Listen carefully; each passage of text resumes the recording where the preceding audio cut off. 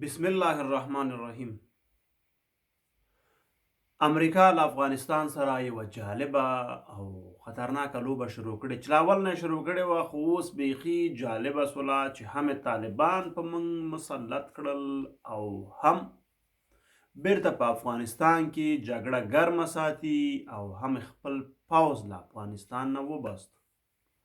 ډیرو ته به جالبه وي چې دا څنګه زه دا خبرې داسې کوم، یا ډیر به وایي چې شاید دا به رښتیا وي دروغ، خو په هر صورت دا وړاندوینې دي. آینده کې به وګورئ چې څه کیسې کېږي. زه یوازې وړاندوینه کوم، توکل په خدای، نور چې څه کېږي هغه د قسمت خبرې دي. خو د دې ټول ډیټیل ته راځم او خبرې پې کوم چې دغه ټول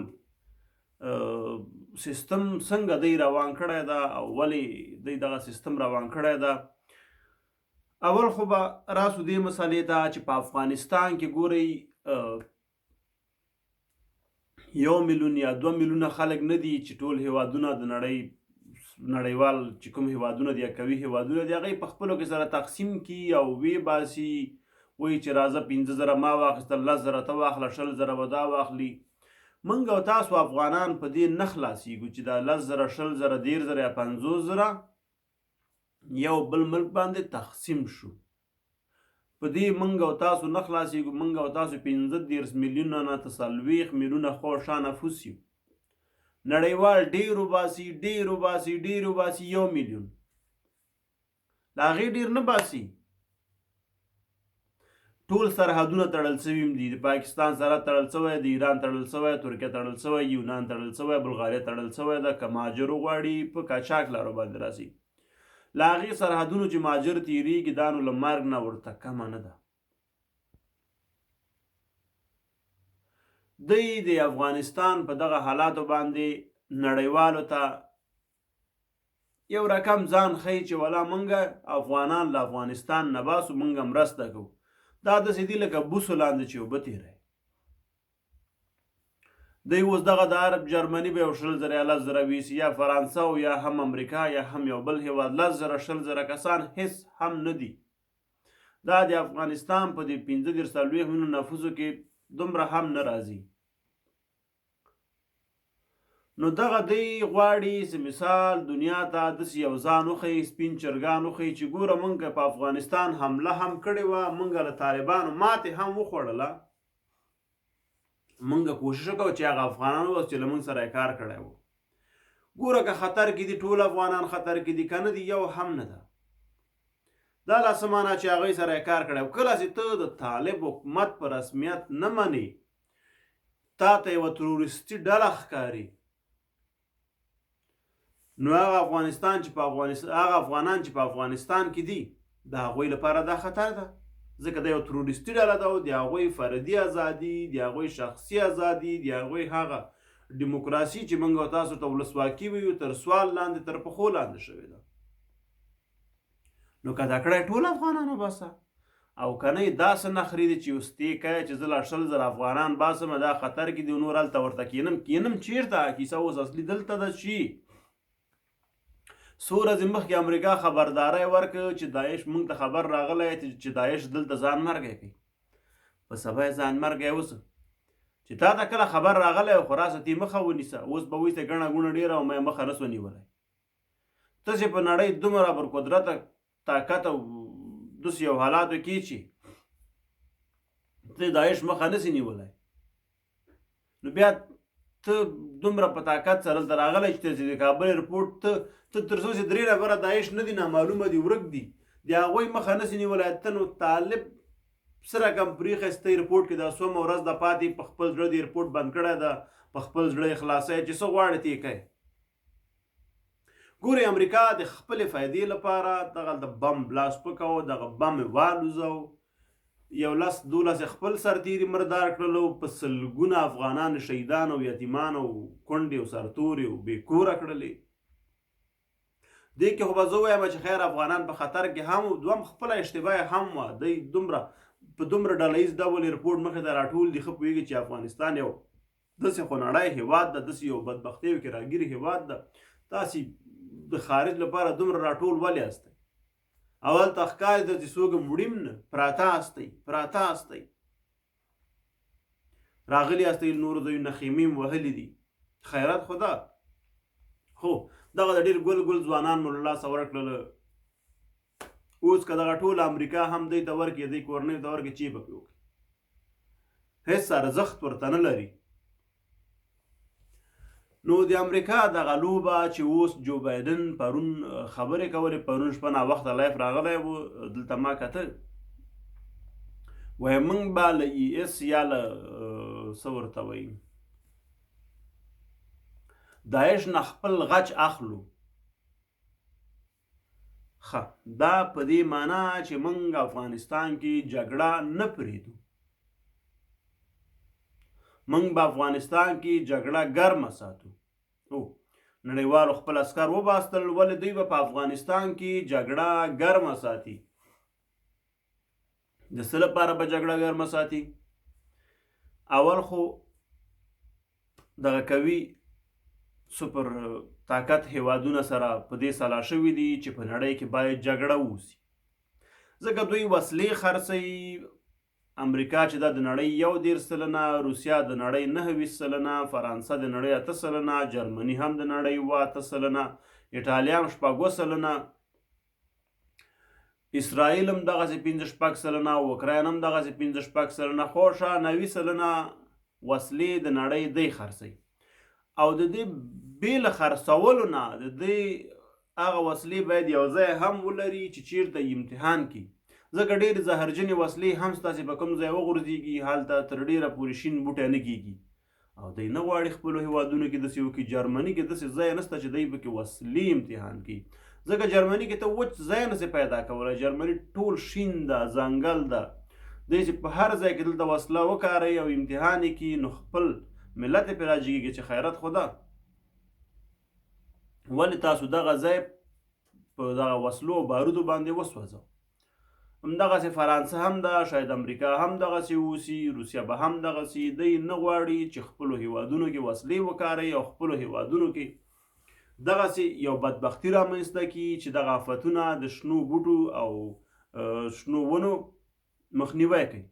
نو کله چې دې مخنیوی وسي، اکسیجن کمی راځي، اکسیجن کمی چې راغی، هېواد ته بغیر له دې نه هم ضرر رسېږي، اقلیم هم خرابېږي او د خلکو ژوند باندې مستقیما تاثیر لري. نو اوس د امریکا دغه لوبه ډېره جالبه ده چې دوی به اوس د افغانستان باندې بیرته څو ځله حملې کوي تر څو د داعش په نوم باندې افغانستان ټکر ټکر کړي. او دومره له ټولو مهمه خبره دا ده چې دوی خلکو ته داسې وښیي چې والا د افغانستان دغه حالات چې دي اوس داعش خراب کړي دي او طالبان خو سپین چرګان دي. زه دا خبرې کوم شاید ډېر ملګري دوستان فکر وکړي چې زه د طالبانو طرفدار یم. نه، زه اول نه یم طرفدار، نو اوس هم طرفدار نه یم. حکومت یې راغلی ده، په زور راغلی ده، په رضا نه ده راغلی چې کله در باندې څه په زور راسي مجبور یې منې به، ځکه چې ویې نه منې سر هم درنه پرې کوي. اوس موږ منلی ده، اوس به یې منو، روان یو، په همدغه کې ژوند ده. خو امریکا اوس غواړي چې د خلکو فکر له دې نه داسې واړوي تر څو خلک فکر وکړي چې دا خو ښه خلک دي، له دې بدتر هم شته ده. هغه د کفنکش کیسه به تاسو اورېدلې که به نه یې اورېدلې؟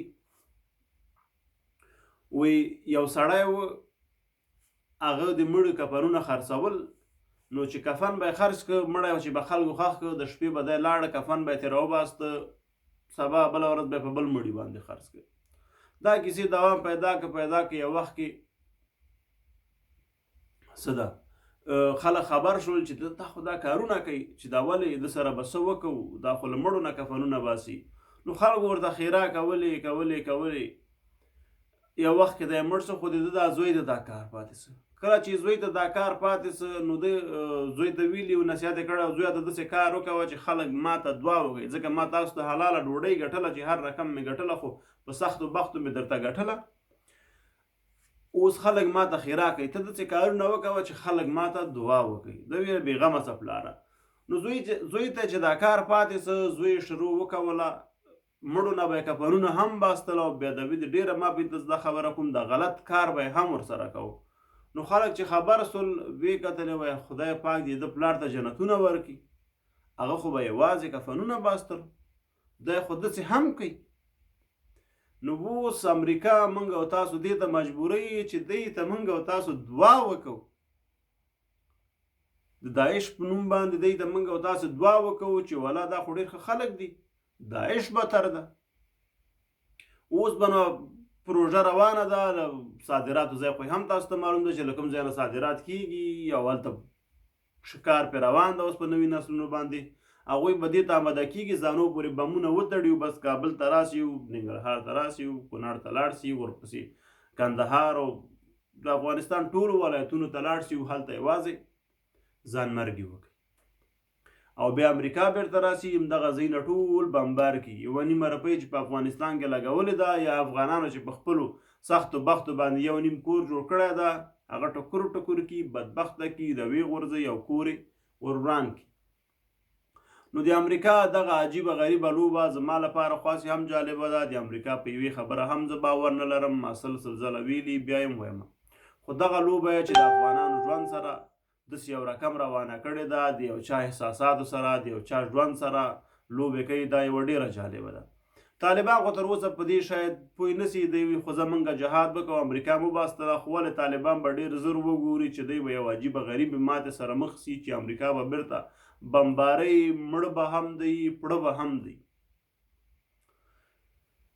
دا خو ولسمشر و چې په ډېرې اسانۍ باندې بې له جګړې نه افغانستان پرېښوده او جګړه یې ونه کوله. خلک داسې خفه دي، خلک فکر کوي چې والله ولسمشر بې غیرتي کړې ده، دغه ټالواله یا هم دغه لنډغر خواص هم یو عقده لري یو راسستي لري ولسمشر سره پښتنو سره، په هر صورت هغه خواص هم عقده لري یو رقم. خو ولې دغه نور چې مثال دی یو ولسمشر بدنامي کوي یا طالبان چې دی فکر کوي چې والا دی وی چې دی تکړه سول ولسمشر وزغلېده وتښتېده او امریکا هم دغه د په ګونډو سره خو دی د امریکا زور خدای ته اوس نه ده معلوم، ځکه امریکا په دوی باندې کله صحیح حمله نه ده کړې.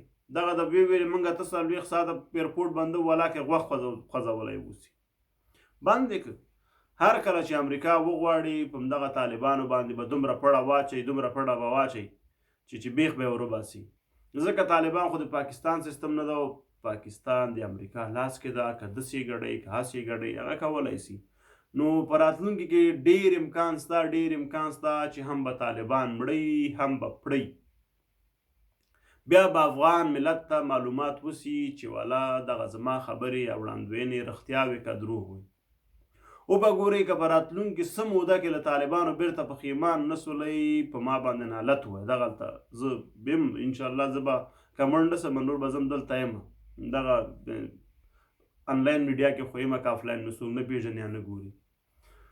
نو خدای دې په افغانانو په افغانستان باندې ورحمیږي، د افغانانو آینده ته د خدای خیر کړي. دا چې کومې لوبې ورسره روانې دي کومې حملې به پرې نورې وسي، څومره ځوانان به نور له لاسه ورکړو، څومره کورنۍ به نور له لاسه ورکړو، څومره خویندې میندې به سر توره سي، څومره پلرونه به په ملا مات سي. هغه نو د راتلونکي خبرې دي او دا فیصلې به راتلونکي کوي.